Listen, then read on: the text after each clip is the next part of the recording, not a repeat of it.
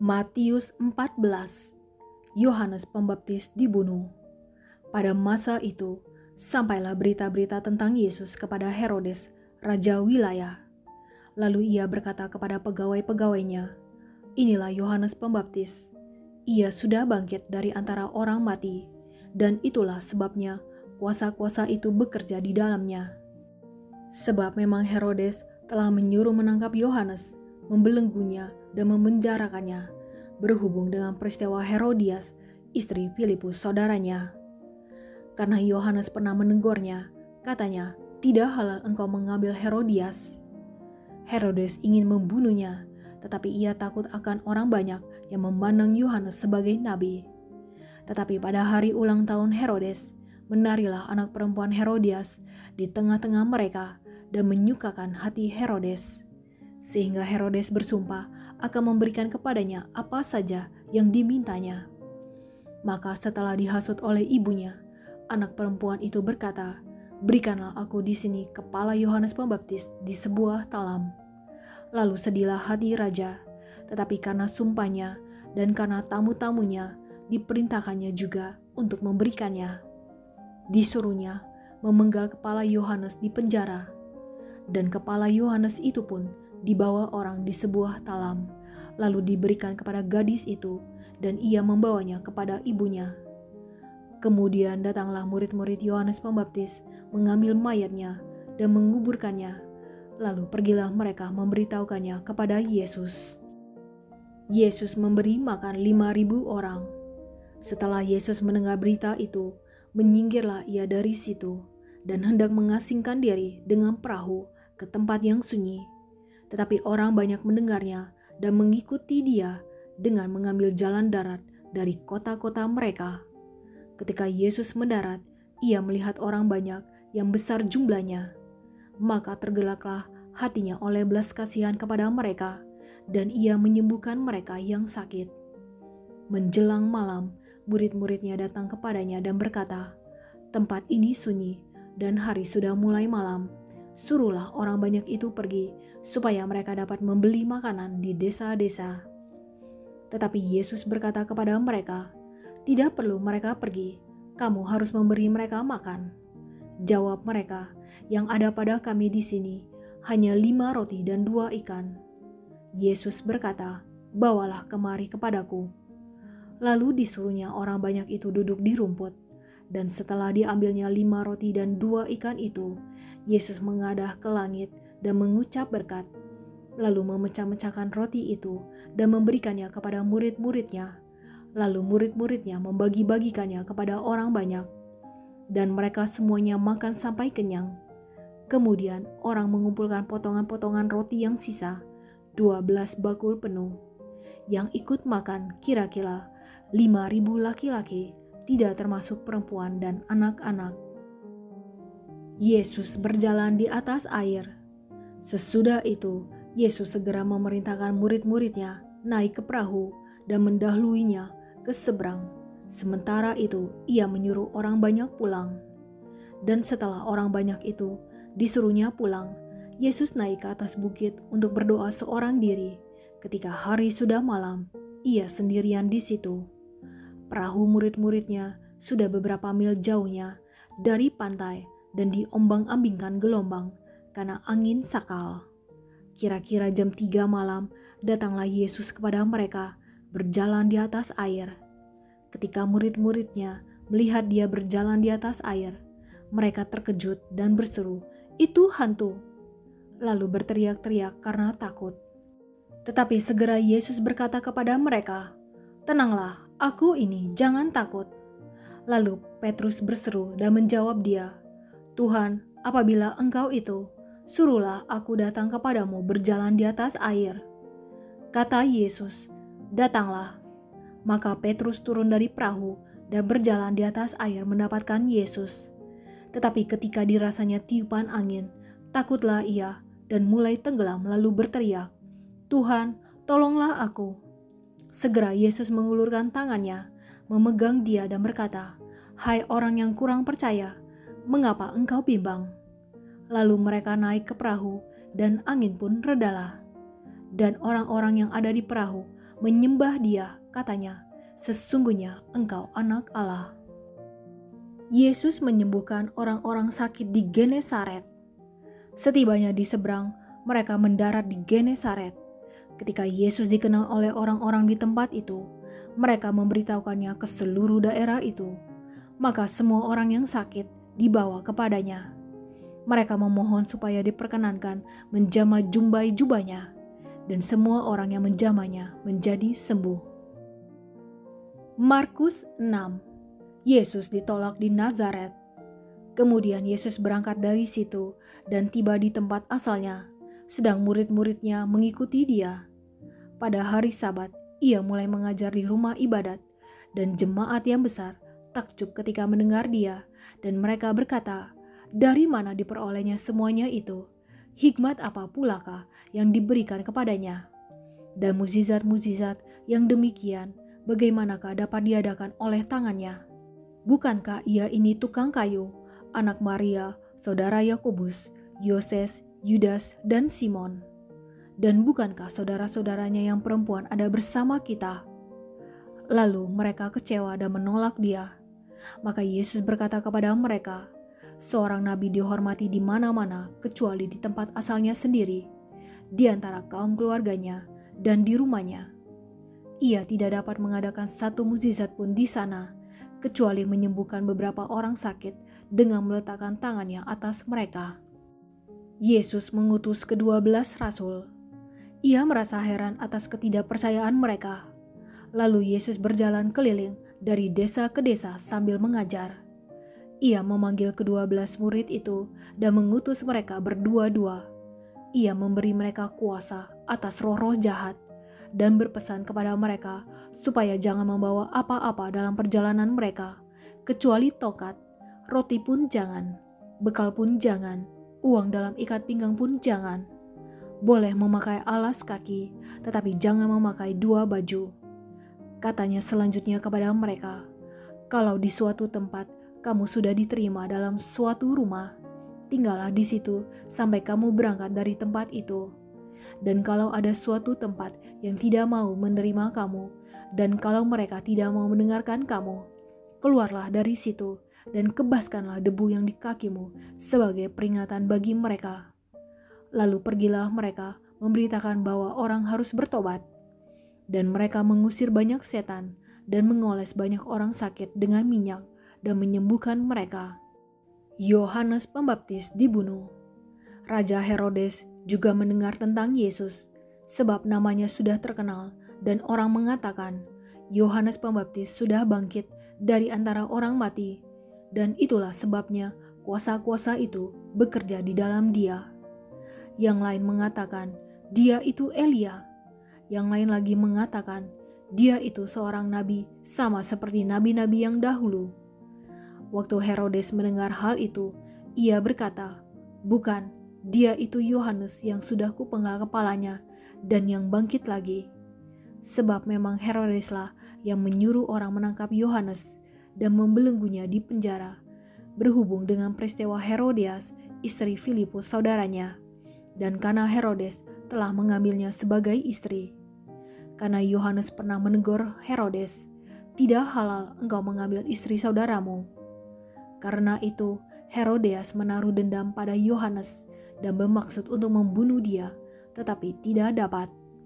Sebab Herodes segan akan Yohanes karena ia tahu bahwa Yohanes adalah orang yang benar dan suci. Jadi ia melindunginya. Tetapi apabila ia mendengarkan Yohanes, hatinya selalu terombang-ambing, namun ia merasa senang juga mendengarkan dia. Akhirnya tiba juga kesempatan yang baik bagi Herodias ketika Herodes pada hari ulang tahunnya mengadakan perjamuan untuk pembesar-pembesarnya, perwira-perwiranya, dan orang-orang terkemuka di Galilea. Pada waktu itu, anak perempuan Herodias tampil lalu menari, dan ia menyukakan hati Herodes dan tamu-tamunya. Raja berkata kepada gadis itu, "Minta daripadaku apa saja yang kau ingini, maka akan kuberikan kepadamu." Lalu bersumpah kepadanya, apa saja yang kau minta akan kuberikan kepadamu, sekalipun setengah dari kerajaanku." Anak itu pergi dan menanyakan ibunya, "Apa yang harus kuminta?" Jawabnya, "Kepala Yohanes Pembaptis." Maka cepat-cepat ia pergi kepada raja dan meminta, "Aku mau supaya sekarang juga engkau berikan kepadaku kepala Yohanes Pembaptis di sebuah talam."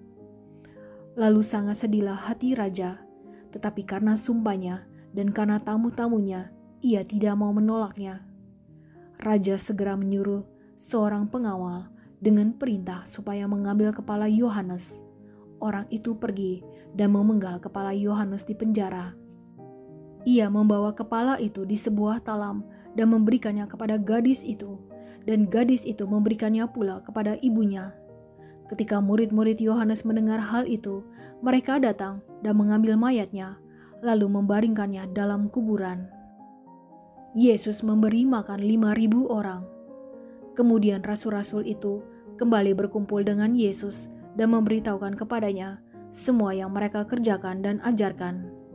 Lalu ia berkata kepada mereka, "Marilah ke tempat yang sunyi, supaya kita sendirian, dan beristirahatlah seketika. Sebab memang begitu banyaknya orang yang datang dan yang pergi, sehingga makan pun mereka tidak sempat." Maka berangkatlah mereka untuk mengasingkan diri dengan perahu ke tempat yang sunyi. Tetapi pada waktu mereka bertolak, banyak orang melihat mereka dan mengetahui tujuan mereka. Dengan mengambil jalan darat, segeralah datang orang dari semua kota ke tempat itu sehingga mendahului mereka. Ketika Yesus mendarat, ia melihat sejumlah besar orang banyak, maka tergeraklah hatinya oleh belas kasihan kepada mereka, karena mereka seperti domba yang tidak mempunyai gembala. Lalu mulailah ia mengajarkan banyak hal kepada mereka. Pada waktu hari sudah mulai malam, datanglah murid-muridnya kepadanya dan berkata, "Tempat ini sunyi dan hari sudah mulai malam. Suruhlah mereka pergi supaya mereka dapat membeli makanan di desa-desa dan di kampung-kampung di sekitar ini." Tetapi jawabnya, "Kamu harus memberi mereka makan." Kata mereka kepadanya, "Jadi haruskah kami membeli roti seharga 200 dinar untuk memberi mereka makan?" Tetapi ia berkata kepada mereka, "Berapa banyak roti yang ada padamu? Cobalah periksa." Sesudah memeriksanya, mereka berkata, 5 roti dan 2 ikan. Lalu ia menyuruh orang-orang itu supaya semua duduk berkelompok-kelompok di atas rumput hijau. Maka duduklah mereka berkelompok-kelompok, ada yang 100, ada yang 50 orang. Dan setelah ia mengambil 5 roti dan 2 ikan itu, ia mengenengadah ke langit dan mengucap berkat, lalu memecah-mecahkan roti itu dan memberikannya kepada murid-muridnya supaya dibagi-bagikan kepada orang-orang itu. Begitu juga kedua ikan itu dibagi-bagikannya kepada semua mereka. Dan mereka semuanya makan sampai kenyang. Kemudian orang mengumpulkan potongan-potongan roti, 12 bakul penuh, selain daripada sisa-sisa ikan. Yang ikut makan roti itu ada 5.000 orang laki-laki. Yesus berjalan di atas air. Sesudah itu, Yesus segera memerintahkan murid-muridnya naik ke perahu dan berangkat lebih dulu ke seberang, ke Betsaida. Sementara itu, ia menyuruh orang banyak pulang. Setelah ia berpisah dari mereka, ia pergi ke bukit untuk berdoa. Ketika hari sudah malam, perahu itu sudah di tengah danau, sedang Yesus tinggal sendirian di darat. Ketika ia melihat betapa payahnya mereka mendayung karena angin sakal, maka kira-kira jam 3 malam ia datang kepada mereka, berjalan di atas air, dan ia hendak melewati mereka. Ketika mereka melihat dia berjalan di atas air, mereka mengira bahwa ia adalah hantu. Lalu mereka berteriak-teriak, sebab mereka semua melihat dia dan mereka pun sangat terkejut. Tetapi segera ia berkata kepada mereka, "Tenanglah, aku ini, jangan takut." Lalu ia naik ke perahu mendapatkan mereka, dan angin pun redalah. Mereka sangat tercengang dan bingung, sebab sesudah peristiwa roti itu, mereka belum juga mengerti, dan hati mereka tetap degil. Yesus menyembuhkan orang-orang sakit di Genesaret. Setibanya di seberang, Yesus dan murid-muridnya mendarat di Genesaret dan berlabuh di situ. Ketika mereka keluar dari perahu, orang segera mengenal Yesus. Maka berlari-larilah mereka ke seluruh daerah itu dan mulai mengusung orang-orang sakit di atas tilaunya kepada Yesus di mana saja kabarnya ia berada. Kemanapun ia pergi, ke desa-desa, ke kota-kota, atau ke kampung-kampung, orang meletakkan orang-orang sakit di pasar dan memohon kepadanya supaya mereka diperkenankan hanya menjamah jubah-jubahnya saja. Dan semua orang yang menjamahnya menjadi sembuh. Lukas 9. Yesus mengutus ke-12 murid. Maka Yesus memanggil ke-12 muridnya, lalu memberikan tenaga dan kuasa kepada mereka untuk menguasai setan-setan dan untuk menyembuhkan penyakit-penyakit. Dan ia mengutus mereka untuk memberitakan kerajaan Allah dan untuk menyembuhkan orang. Katanya kepada mereka, jangan membawa apa-apa dalam perjalanan, jangan membawa tongkat atau bekal, roti atau uang, atau 2 helai baju. Dan apabila kamu sudah diterima dalam suatu rumah, tinggallah di situ sampai kamu berangkat dari situ.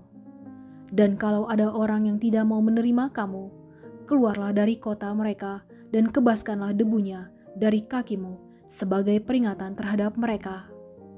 Lalu pergilah mereka, dan mereka mengelilingi segala desa sambil memberitakan Injil dan menyembuhkan orang sakit di segala tempat.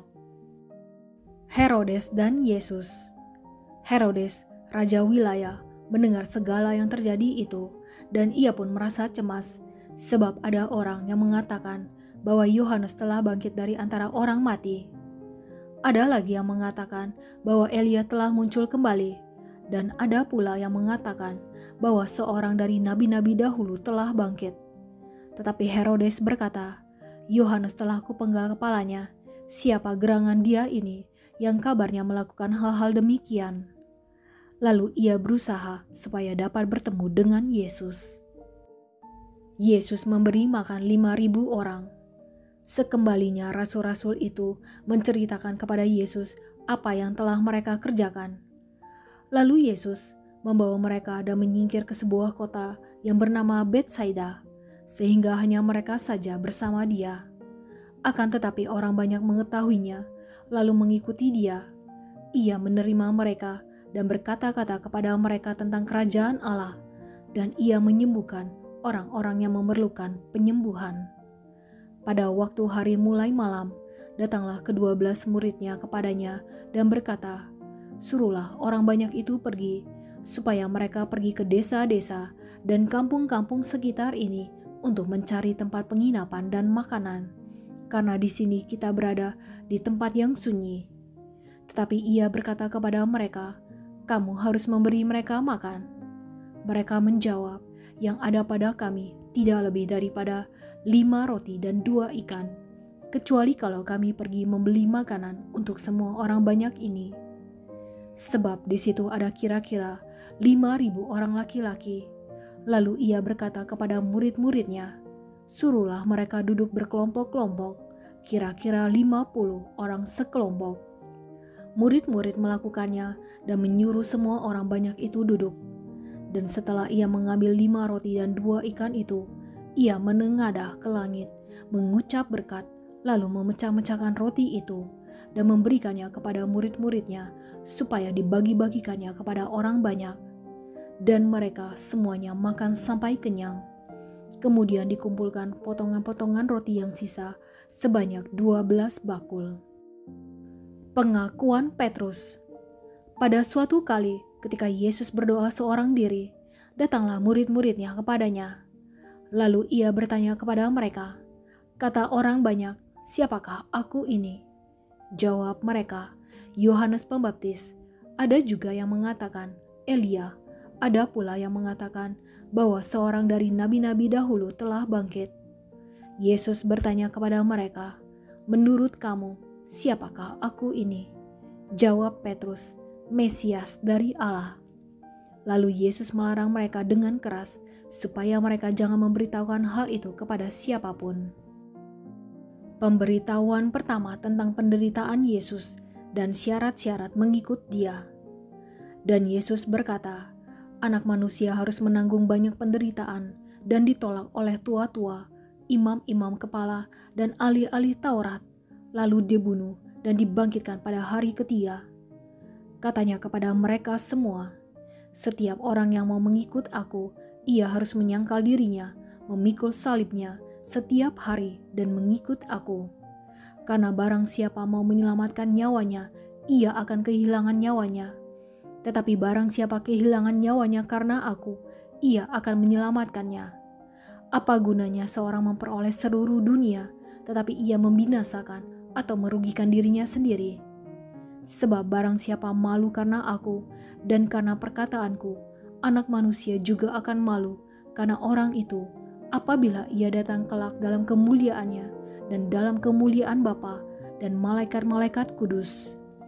Aku berkata kepadamu, sesungguhnya di antara orang yang hadir di sini ada yang tidak akan mati sebelum mereka melihat kerajaan Allah. Yesus dimuliakan di atas gunung. Kira-kira 8 hari sesudah segala pengajaran itu, Yesus membawa Petrus, Yohanes, dan Yakobus, lalu naik ke atas gunung untuk berdoa. Ketika ia sedang berdoa, rupa wajahnya berubah dan pakaiannya menjadi putih berkilau-kilauan. Dan tampaklah 2 orang berbicara dengan dia, yaitu Musa dan Elia. Keduanya menampakkan diri dalam kemuliaan dan berbicara tentang tujuan kepergiannya yang akan digenapinya di Yerusalem.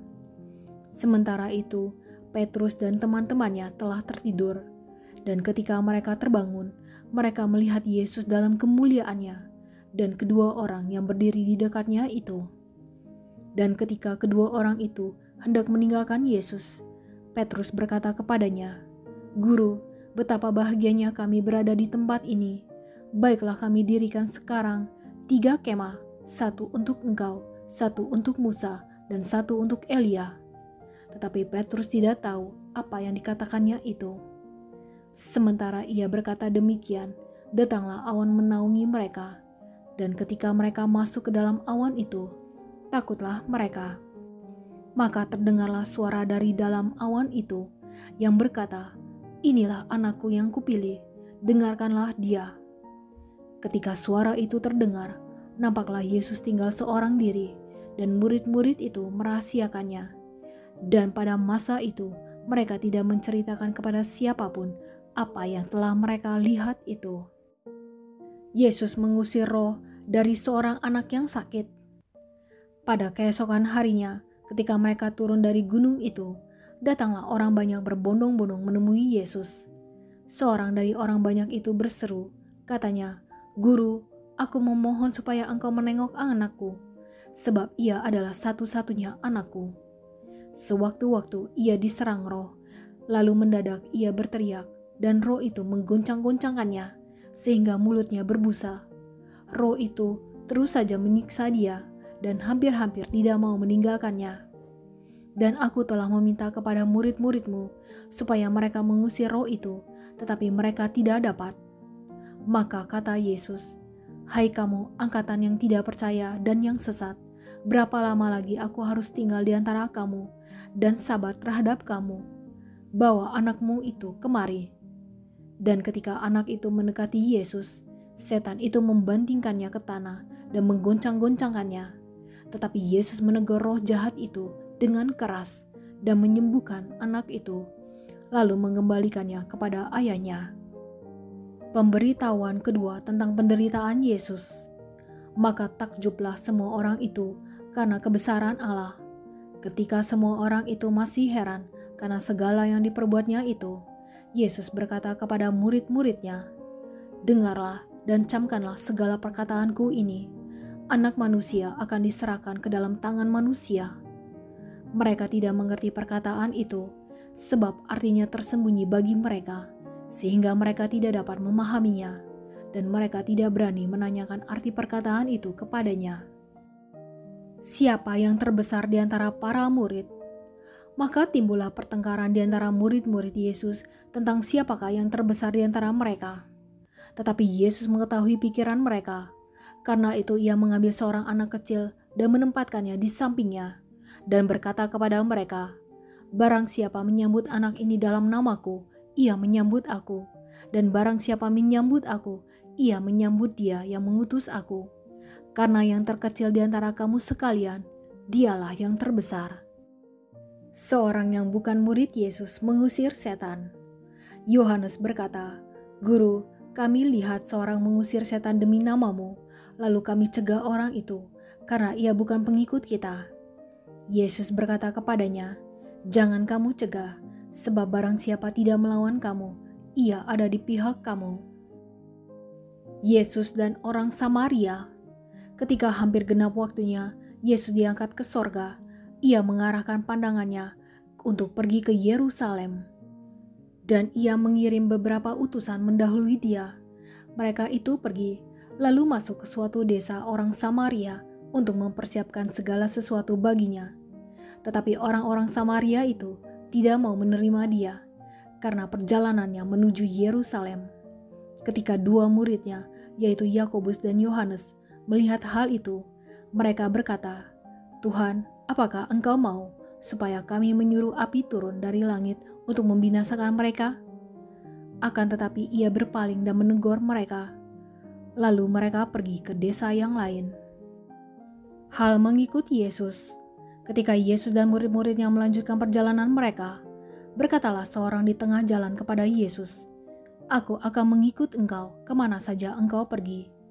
Yesus berkata kepadanya, "Serigala mempunyai liang dan burung mempunyai sarang, tetapi Anak Manusia tidak mempunyai tempat untuk meletakkan kepalanya." Lalu ia berkata kepada seorang lain, "Ikutlah aku." Tetapi orang itu berkata, "Izinkanlah aku pergi dahulu menguburkan Bapakku." Tetapi Yesus berkata kepadanya, "Biarlah orang mati menguburkan orang mati, tetapi engkau pergilah dan beritakanlah kerajaan Allah di mana-mana." Dan seorang lain lagi berkata, "Aku akan mengikut Engkau, Tuhan, tetapi izinkanlah aku pamitan dahulu dengan keluargaku." Tetapi Yesus berkata, "Setiap orang yang siap untuk membajak tetapi menoleh ke belakang tidak layak untuk kerajaan Allah."